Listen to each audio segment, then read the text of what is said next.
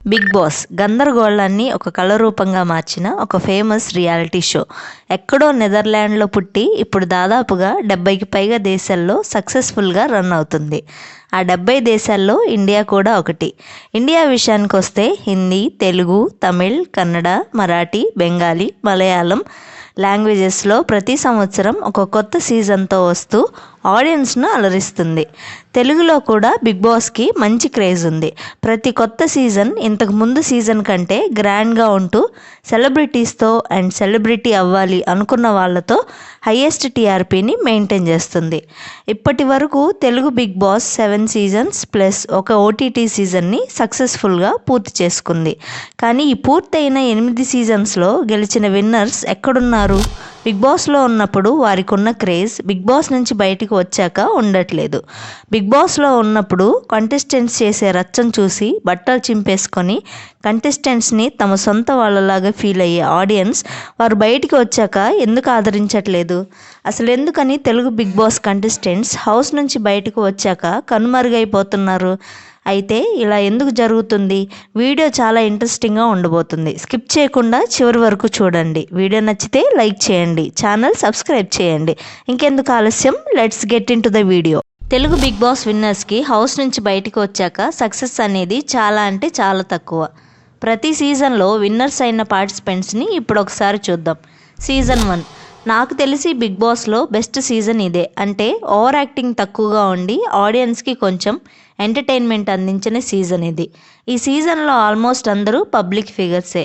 And winner వచ్చేసి Siva Balaji. Big boss గెలవక ముందు Siva Balaji career ఎలా ఉందో బిగ్ బాస్ సీజన్ తర్వాత కూడా శివబాలాజీ కెరియర్ అంతే ఉంది. 50 లక్షల డబ్బునైతే గెలుచుకున్నాడు, కానీ సినిమా అవకాశాలు మాత్రం తక్కువే. ఇక సెకండ్ సీజన్ విషయానికి వస్తే ఈ సీజన్ బిగ్ బాస్ రీచ్ని ఆడియన్స్లో బాగా పెంచింది.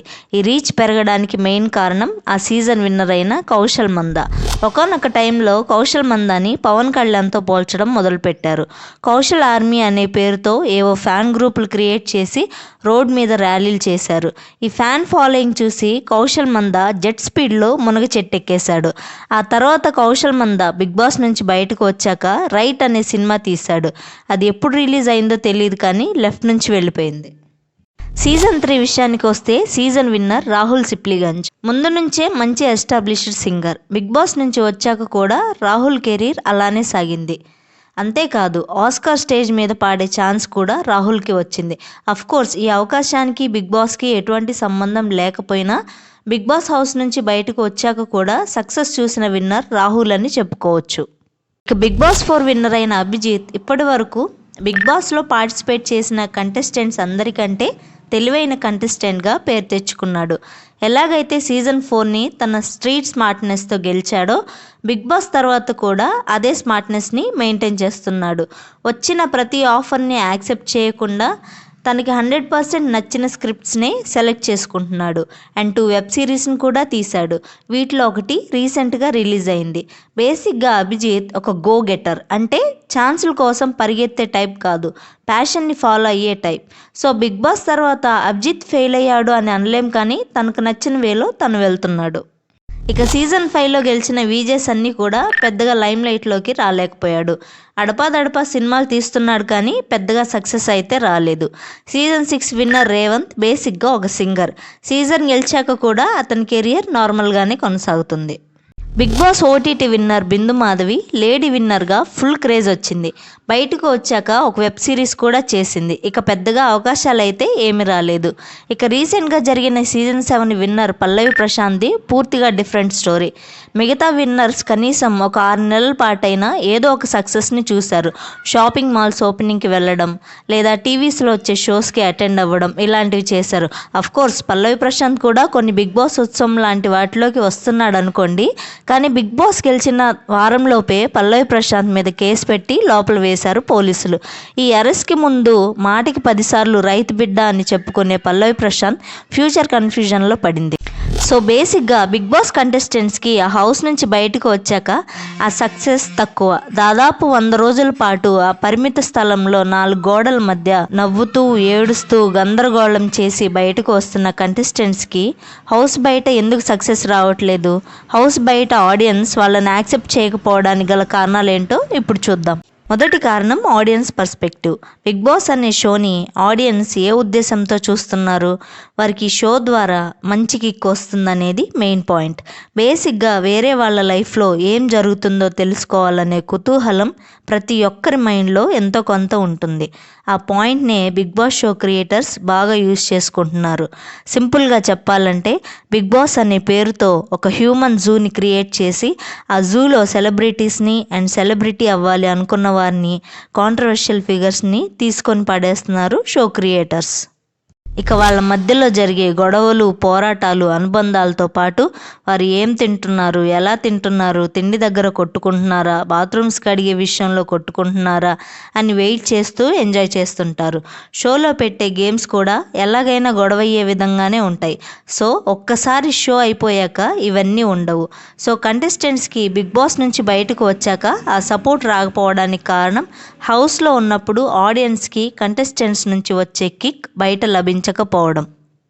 నెక్స్ట్ వచ్చేసి బిగ్ బాస్కి ఉన్న నెగిటివ్ ఇమేజ్ కూడా ఒక కారణం. అసలు షో సూపర్ హిట్ అవ్వడానికి కూడా ఈ నెగిటివ్ ఇంపాక్ట్ ఒక కారణం. మీరు ఎప్పుడైనా it's so bad that it's good అనే ఎక్స్ప్రెషన్ విన్నారా? బిగ్ బాస్ విషయంలో కూడా అదే జరుగుతుంది. బిగ్ బాసా దానిలో ఏముంది అనేవాళ్లే మెల్లగా దానిలో జరిగే గొడవల గురించి విని విని క్యూరియాసిటీ పెంచుకొని ఫైనల్గా షోకి ఫ్యాన్స్ అయిపోతారు. తెలియకుండానే కొంతమంది కంటెస్టెంట్స్ని సపోర్ట్ చేస్తారు, ఇంకొంతమంది కంటెస్టెంట్స్ మీద కోపం పెంచుకుంటారు. ఎక్కువ శాతం ఆడియన్స్ కంటెస్టెంట్స్ మీద కోపం పెంచుకోవడమే ఇష్టపడతారు. సో అలా ఆడియన్స్లో ఒకసారి కంటెస్టెంట్స్ మీద పెరిగిన నెగిటివ్ ఇమేజ్ వారు హౌస్ నుంచి బయటకు వచ్చాక వారికి వచ్చే మూవీ ఛాన్సెస్ని దెబ్బతీస్తుంది. ఎందుకంటే నెగిటివ్ ఇమేజ్ ఉన్న కంటెస్టెంట్స్ని మూవీలోకి తీసుకోవడానికి ప్రొడ్యూసర్స్ కానీ డైరెక్టర్స్ కానీ ఎక్కువగా ఇష్టపడరు. బిగ్ బాస్ కంటెస్టెంట్స్కి సక్సెస్ రాకపోవడానికి ఇంకొక కారణం ఆడియన్స్ షార్ట్ మెమరీ. బిగ్ బాస్కి వచ్చిన సక్సెస్తో ప్రతి సంవత్సరం ఒక కొత్త సీజన్ వస్తుంది. అంటే ప్రతి సీజన్కి ఒక కొత్త విన్నర్, ప్రతి సీజన్లో 15కు పైగా కొత్త కంటెస్టెంట్స్ వస్తారు. ఒక సీజన్లో కంటెస్టెంట్స్ ఎంత గొడవలు చేసినా అది ఆ సీజన్ వరకే, లేదా ఆ సీజన్ అయిపోయిన 6 నెలల వరకే ఈ క్రేజ్ ఉంటుంది. ఆ తర్వాత కొత్త సీజన్, మళ్ళీ కొత్త కంటెస్టెంట్స్. సో బిగ్ బాస్లో పార్టిసిపేట్ చేయడం అనేది లైఫ్ లాంగ్ సినిమాల్లో ఛాన్సెస్ రప్పిస్తుంది, పాపులారిటీ నిలబెడుతుంది అనుకోవడం పిచ్చితనం అవుతుంది. బిగ్ బాస్ కంటెస్టెంట్స్ బయటకు వచ్చాక కూడా సక్సెస్ రాకపోవడానికి ఇంకో కారణం ఫాల్స్ సెన్స్ ఆఫ్ సెలబ్రిటీహుడ్. బిగ్ బాస్లో ఉన్నప్పుడు బయట ఏం జరుగుతుందనేది సెలబ్రిటీస్కి అస్సలు తెలియదు. వారానికి వచ్చి సెలబ్రిటీ హోస్ట్ చెప్పేది విని తల ఊపుతూ ఉంటారు. ఇంకా దారుణం ఏంటంటే సినిమా ప్రమోషన్స్ కోసం ప్రతి వారం కొంతమంది సెలబ్రిటీలు వచ్చి కంటెస్టెంట్స్ని పేరుతో పిలిచి నువ్వు ఇలా ఉండు, నువ్వు అలా చెయ్యి, నువ్వు బాగా ఆడుతున్నావు, నువ్వు ఇంకా బాగా ఆడు అని చెప్తూ ఉంటారు. అయితే కంటెస్టెంట్స్ అది చూసి ఆహా సెలబ్రిటీస్ దాకా వెళ్ళిపోయిందా అని అనుకుంటారు కంటెస్టెంట్స్. కానీ అసలు విషయం ఏంటంటే ఆ వచ్చే సెలబ్రిటీస్ అందరూ కంటెస్టెంట్స్ గురించి చెప్పేది అంతా ఎవరో రాసిన స్క్రిప్టే. ఇది తెలియక కంటెస్టెంట్స్ ములుగ చెట్టు ఎక్కేస్తారు. బిగ్ బాస్ విన్నర్స్కి సక్సెస్ రాకపోవడానికి మెయిన్ రీజన్ బిగ్ బాస్ షోని కంటెస్టెంట్స్ టాలెంట్ షో అనుకోవడం. But big boss is not talent show. Big boss show అనేది టాలెంట్ని ప్రూవ్ చేసుకునే షో కాదు, ఇది ఒక సర్వైవల్ షో. ఎవరైతే సర్వైవ్ అవుతారో వారు గెలుస్తారు. కానీ షోకి వచ్చిన కంటెస్టెంట్స్ అదే పనిగా తమ టాలెంట్ని చూపిస్తూ ఉంటారు. అలా టాలెంట్ చూపిస్తే బయటకు వెళ్ళాక మూవీ ఆఫర్స్ తన్నుకుంటూ వస్తాయని కంటెస్టెంట్స్ అనుకుంటారు. సో హోమ్లో వాళ్ళు చేసిన ప్రయత్నాలు ఏ ఒక్కటి కూడా బయటకు వచ్చాక వారికి హెల్ప్ చేయలేదు. నిజానికి బిగ్ బాస్ షో ఇండియాలోకి చాలా లేట్గా ఎంటర్ అయింది, తెలుగులోకి ఇంకా లేట్గా ఎంటర్ అయింది. సో ఈ షో వచ్చే టైంకి మన దగ్గర సోషల్ మీడియా వాడకం బాగా ఎక్కువైపోయింది, రియాలిటీ షోలు పెరిగిపోయాయి. బిగ్ బాస్ అనే ప్లాట్ఫామ్ని బేస్ చేసుకొని సినిమా ఛాన్స్లు ఇవ్వడం అనేది పగటి కలలాగా మారిపోయింది. ఎందుకంటే బిగ్ బాస్కి మించిన ప్లాట్ఫామ్స్ ప్రజెంట్ ఇప్పుడు మన దగ్గర ఉన్నాయి. ఎక్కడ దాకో ఎందుకు, ఇన్స్టా రీల్స్లో ఎంతో ఫేమస్ అయిన వాళ్ళు సినిమాల్లోకి రావట్లేదా చెప్పండి.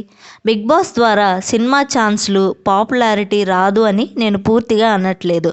కానీ ఆ వచ్చిన పాపులారిటీని కంటెస్టెంట్స్ ఎలా యూజ్ చేసుకుంటారు అనే దాని మీద వారి సక్సెస్ డిపెండ్ అయి ఉంటుంది. సో ఫైనల్గా నేను చెప్పేది ఏంటంటే, బిగ్ బాస్ షో అనేది టాలెంట్ షో కాదు.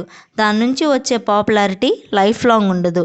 దాంట్లో విన్నర్గా గెలిస్తే సూపర్ స్టార్ అయిపోవచ్చు అనుకోవడం పిచ్చితనం. ఇది ఫ్రెండ్స్ ఈరోజు వీడియో. ఈ వీడియో కనుక మీకు నచ్చినట్లయితే లైక్ చేయండి, షేర్ చేయండి, నా యూట్యూబ్ ఛానల్ను సబ్స్క్రైబ్ చేయండి. Thanks for watching. This is Dhatri signing off.